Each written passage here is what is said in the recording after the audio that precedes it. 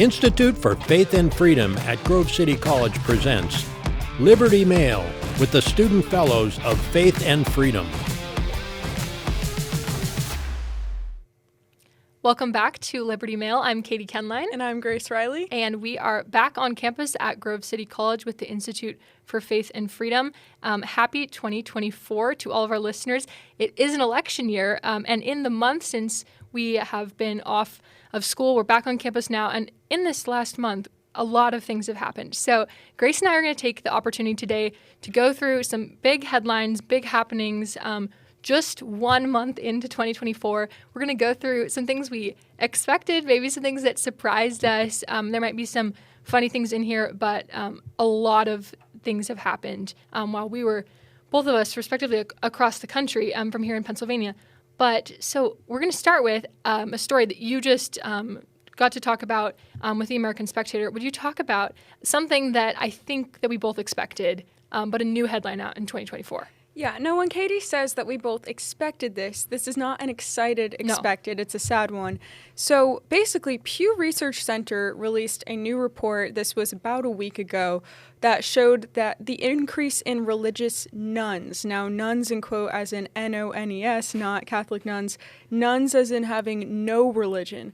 So basically, people that have a lack of a religious affiliation are continuing to rise, which isn't surprising with the trends of the culture. It really isn't, but it is really sad. And I thought what was most interesting about this story, so as you read through the reports, there are different questions that they asked to try to understand, well, what do these people believe? How are people coming to these conclusions? How are people kind of taking the steps away from faith and ending up in a category of nothing? And what was interesting is some said that they were spiritual, whatever that means. It's very ambiguous, obviously, to call yourself just spiritual. And some also say it's not that they deny that there is some sort of higher power, but again, there's just kind of that they're none, they're spiritual. It's not that they are atheist or agnostic, but they kind of just are in a more middle category. So that's really interesting to know and to try to understand. But also, when we moved into morality, so people were asked, well, if you don't have a religious association or affiliation, what do you think about morality? And most said that they don't think you have to be religious to be moral.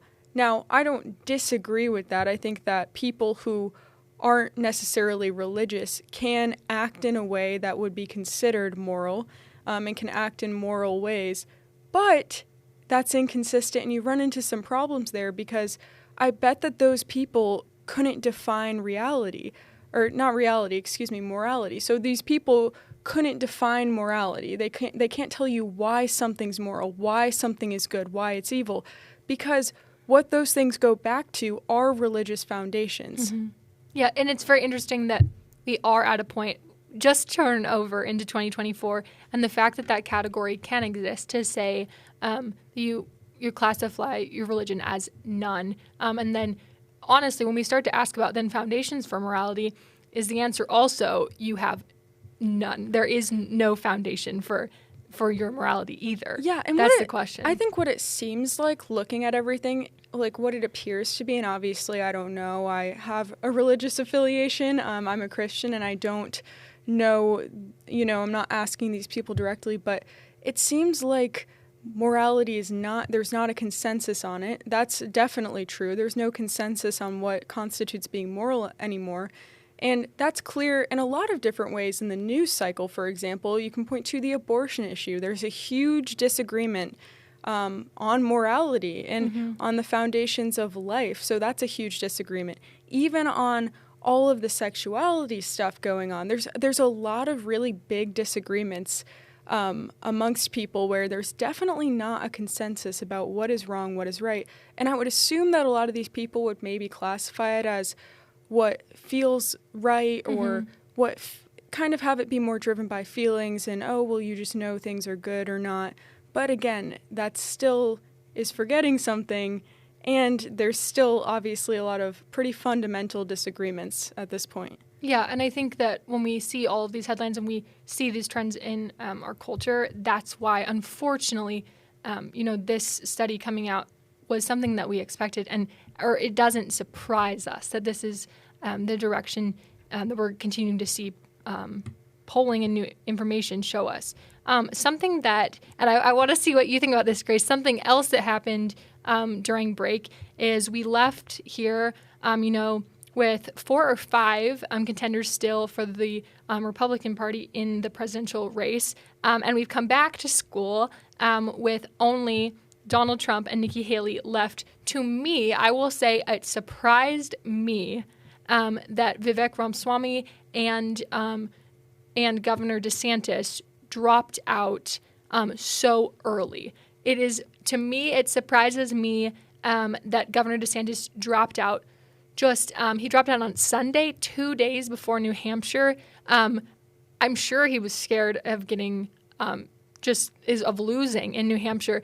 But the thing that surprises me is because we look back to 2016, and at this point of the race, it was so close in Iowa. All these candidates, we had Ted Cruz. People thought Ted Cruz was going to be the Republican nominee for president. We had all kinds of runners, people in the mix there. Carly Fiorina, Marco Rubio, John Kasich, all of this whole conglomeration. And now it pretty clearly has narrowed. It is a 2-person race, but we'll see what happens. I don't know. What was your reaction? Did this surprise you or no? It really didn't. I'm kind of surprised that Nikki Haley hasn't dropped out alongside them. And here's why. So first of all, just to note from 2016, the other thing about that was no one thought Trump could do it. Yeah. And look at where we are now. Look at what's happened. But the reason I'm not surprised is because this time it wasn't close. It was never close. It was never even close to close in the primary race. That's true. Trump was leading the other candidates by significant numbers this entire time. So even DeSantis, who was the runner-up behind him, was significantly behind Trump. On principle, I'm surprised that the second runner-up dropped out this early in general. So I think that that's very interesting. But because of those numbers, I'm not surprised, because I am surprised that they continue to have debates, though. It's the kind of where even back in the fall, they were having the primary debates without Trump at them. I thought that was surprising in the sense of, why would you continue to have these debates when you're this far behind? People make comments about they're competing for second place, and that obviously has proven to be true, considering Trump is still left ahead.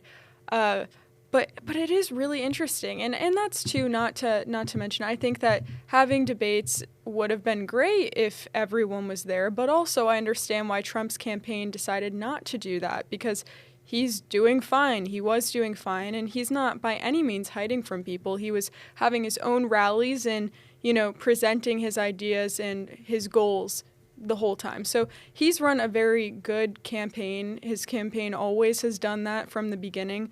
But I am surprised. Haley, we'll see what happens.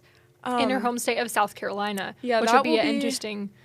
Really interesting. Yeah, and the fact there, if you look just at some different things there, we see Senator Tim Scott endorsing President Trump there. That surprised me. Haley and Scott were friends at one point in their South Carolina history. I know the lieutenant governor of South Carolina has endorsed President Trump too. It's very interesting, and we'll see what happens there. Maybe there will be a surprise. Maybe I wonder who she'll endorse when she drops out. No, that's what I. No. Well, just looking at the numbers, we'll see what happens. But she's still not close to Trump. So yeah, it's true. Yeah, something funny here talking about looking forward to the presidential election. So for some of our listeners, you may know this or not, this is a big thing in pop culture right now.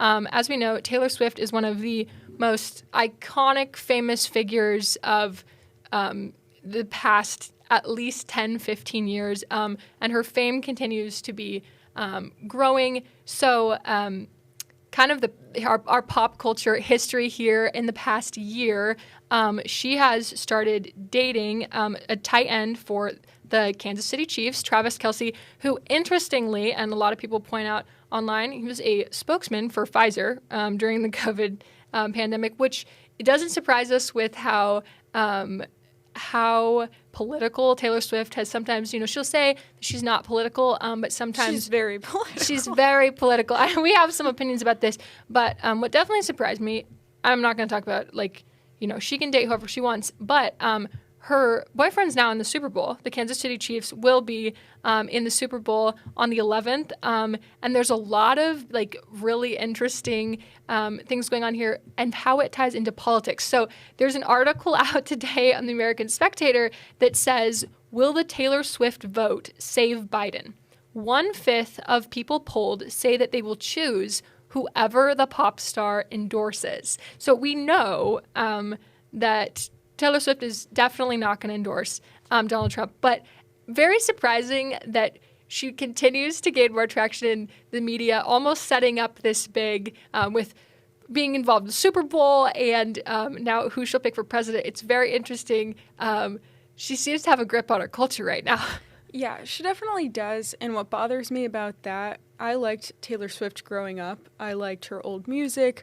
When I was a kid, again, I grew up listening to her.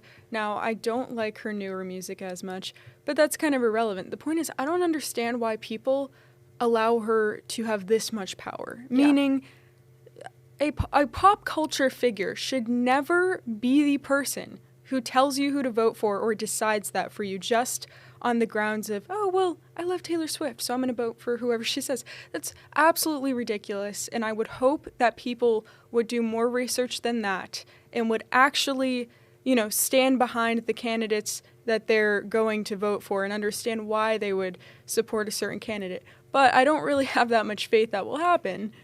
But it's a crazy story, and it's something, it's kind of new. I mean, to look at a figure like this having this much power, but also she did endorse Biden before, so that happened before. But also, I still think I don't want to give her as much credit as everyone is about how much sway she has. Yeah. Because I don't think interesting.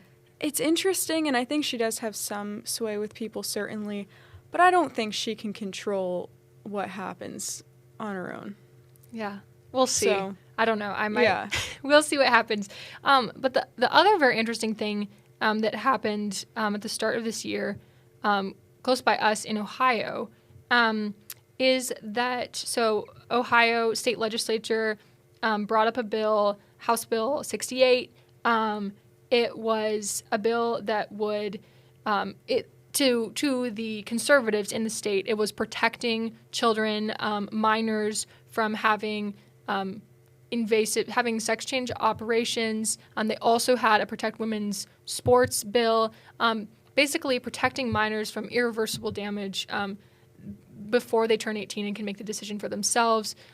Bills like this we've seen across the country in different states, or on the contrary, to say, in my home state of Washington, sex change surgeries are very much celebrated, and more children, the idea of we need to be able to provide it for more children. But the wild thing is that Governor Mike DeWine is a Republican, has a huge majority in the state legislature, and he vetoed this bill that was written and designed to protect children in his state. And so the wild thing is that they have a veto-proof majority. The state legislature overrode the veto. But was definitely not something that I was expecting after, he prides himself on being pro-life governor and talking all about, he was very much on the pro-life side when issue 1 was on the ballot in the state there. But that was something that I definitely did not expect.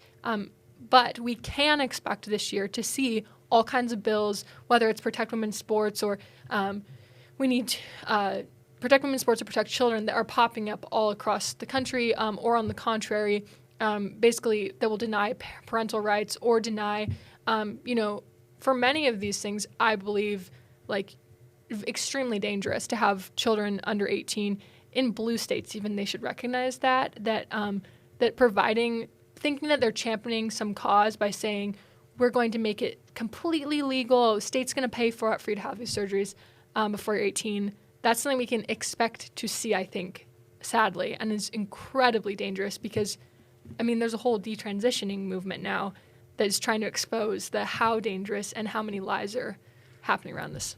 Yeah, well, and I would say I'm with you where I was surprised and expected, just in the sense of this whole issue, I guess, just in general. It still surprises me, all of this stuff, that so many people would be against the Protect Women's Sports bills, or protecting minors to make sure that they don't have these surgeries, and I'm surprised that so many people kind of take the stances that they do, and especially there are in even more states now, there are problems that are arising where there's risk of parents losing custody of their kids if they say, no, you can't have this surgery that will change your life forever. So this issue surprises me because I can't quite get used to it. I can't quite accept and understand how so many people kind of fall where they do on it. But because of that, I can also expect it, because these patterns, it's a pattern. This is stuff that keeps coming up in every single state. So it's expected, but still, I don't think I'll ever not be surprised, because it's crazy to me. So yeah. And as we kind of close here, a couple other, big things that happened in the past month, but also, these are maybe more, do we expect it? Did we not? I don't know, because the state of our society or culture we live in. Something we did expect, the border situation continues to deteriorate, all kinds of crazy things with Department of Homeland Security Secretary Mayorkas and everything. It continues to spiral into a mess. And it's another thing where I expect it, but I do not understand why or how it's gotten this bad, and no one's thought, oh, maybe we should fix this. Yeah. That's what surprises me, that really it's going to get this bad. But yeah, and we have the White House saying, oh, we don't have a problem, and then saying, this is a crisis, or go back and forth, and it's really interesting. Yeah. And that's just on the basis of trying to have some hope that people will do the right things, or, try to protect the country. So, but it is expected. I'm not surprised about that. Yeah, and then we saw the Harvard president, Claudine Gay, she resigned, which is honestly maybe is a good surprise, a win of saying, anti-Semitism and standing up and posturing, saying, all of this is relative. Sure, anti-Semitism on my campus doesn't bother her at all. I'm very glad that she stepped down from being president, and it should have happened sooner. But I'm kind of surprised, I think. The reason is because this kind of stuff has happened on a lot of campuses and at a lot of universities, and it's happened in other ways for years, and it seems like it's always allowed and people get away with it for a lack of a better way to explain it. So I'm surprised in that sense, where I think it's good accountability. Yeah. But we don't always see that. Yeah, that's a good thing. And then the other thing we saw was pages and pages of different documents related to all of the Jeffrey Epstein, all of the cases and things that are in the courts right now related to him. So we see tons and tons of documents released. And then honestly, what we kind of expect, it seems like it comes out of nowhere. Oh, surprise, we're going to get all of these documents and all this information. But really, do we learn anything? Not really. Only a little. And we learned a little about Bill Clinton, I guess, and we learned a little about Trump's name not being in the documents, so him being cleared. But definitely expected to not know much still, even after they were released, because we've been told for years that we were going to get a list of names, that we were going to hear a lot more information. A lot more, maybe some truth and some... For years that's been expected, and it hasn't happened. So I'm not surprised that it still hasn't really happened. Yeah. And I think that will continue to be what happens. So, yeah, pretty crazy. Well, Before we close, we just want to let you know that we mentioned 2 American Spectator articles, and they'll be in the linked description. So one of them about people being religiously unaffiliated that you'll want to check out. And then also, Katie had mentioned one about Taylor Swift and how much of a pull she really has with the upcoming election. So we thank you so much for tuning in. Katie, do you have any final thoughts before we close? We'll see. Maybe Taylor Swift she had sold-out concerts. Maybe I mean, maybe she could save the Biden campaign. I don't know. I don't even know if he could sing along to one of her songs. Actually, before we close, that's another thing I'm surprised about. Not really surprised, but I am expecting, I guess we could say. I'm surprised that they haven't taken Biden out of the race yet and put Newsom or someone else or Michelle Obama in. Now, We'll see. I think I'm not surprised because the theory is that they're going to do that later on, closer to the election. Okay. Because they wouldn't want to pull him out this early while he's still president, because that wouldn't look very good. So I guess it kind of makes sense, but I'm expecting that he will not be running. Yeah, maybe Taylor Swift will be on the ballot. That would be something. That would be. We'll see. You know, we live in a surprising time. That's very true. Well, thank you so much for listening, everyone. Please like and subscribe to stay up to date, and we look forward to seeing you next week. Thank you for joining us here on Liberty Mail. For more information on the Institute for Faith and Freedom, visit faithandfreedom.com.